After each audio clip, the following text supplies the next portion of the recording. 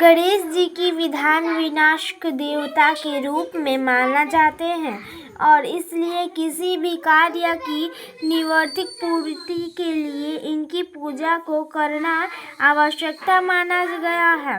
करवा चौथ के दिन व्रत करने वाले को नित्य कर्म के निमित्त होकर गणेश जी की पूजा के लिए मन में दृढ़ संकल्प करना चाहिए कि मैं दिन भर निराहार रहकर गणेश जी के ध्यान में तत्पर रहूंगी। और स्त्री, मैं जब तक चंद्रोदय नहीं हो जाएगा तब तक निर्जल व्रत करूंगी। व्रत के दिन सायंकाल में घर की दीवारों को गोबर से लीपकर उसके ऊपर गोरू की सहाय बनाकर उससे गणेश, पार्वती, शिव, कार्तिकेय आदि देवों के प्रतिमा बनाना चाहिए। साथ ही एक वट वृक्ष, बरगद का पेड़ मानव की आकृति बनाकर दिखानी चाहिए। इस मानव वृक्ष के हाथ में छलनी भी होनी चाहिए। पास में उदित होते हुए चांद की आकृति भी उस दीवार पर चित्रित करनी चाहिए। पूजन काल में उस प्रतिमा के नीचे 2 करवों, तांबों, पीतल, मिट्टी आदि से निर्मित एक विशेष प्रकार का पात्र, जिसके सिर पर एक गिराने के लिए एक टोटी लगी हो रहती है, में जल भरकर रखना चाहिए।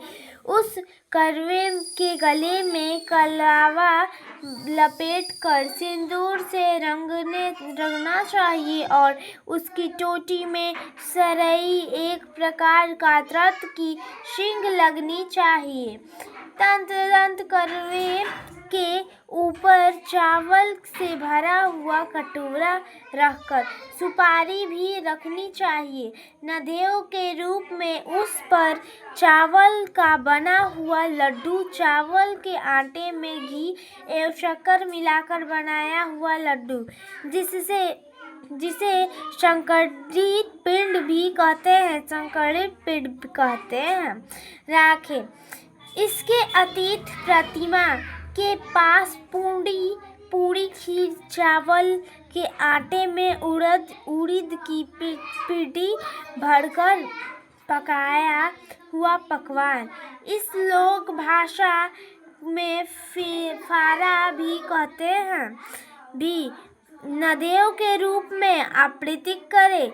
इससे अतिवार्त ऋषि फल के अनुसार सिंहासन, केला, नारंगी, गन्ना आदि जो कुछ भी पदार्थ उपलब्ध हो उसे अर्पित कर भाविक पूर्व कथा श्रवण करें।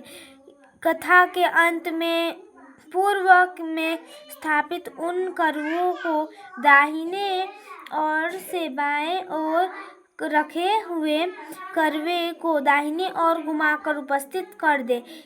इस प्रक्रिया को लोक भाषा में करवा फेरन भी कहते हैं। करवा फेरन इस दिन प्रकार विधि विधान पूर्वक पूजन करने से विधि के ऊपर गणेश जी और प्रसन्नता होती है और इसके फलस्वरूप उसे मनोवांछित फल की प्राप्ति हो एवं अखंड सौभाग्यवती मिलने की कथा निम्नलिखित प्रकार से होती है।